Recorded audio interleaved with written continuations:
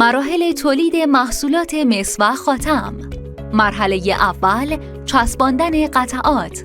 در این مرحله ابتدا طرح‌ها و اشکال مورد نظر را برش داده و با استفاده از چسب مخصوص می‌چسبانند. مرحله دوم، چسبکاری. با ماده‌ای مخصوص روی قطعات خاتم را چسبکاری کرده تا قطعات محکم به یکدیگر بچسبند. مرحله سوم، سنباده زنی. پس از اجرای خاتمکاری روی ظروف را ساب می‌زنند تا مواد اضافه و چربی‌های موجود از روی کار برداشته شده و براق شود. مرحله چهارم، پرداخت. در این مرحله سعی می‌کنیم که خط و خش‌ها، چربی‌ها و کثیفی‌های باقی مانده بر روی مس را برطرف کنیم. مرحله پنجم، پولیش.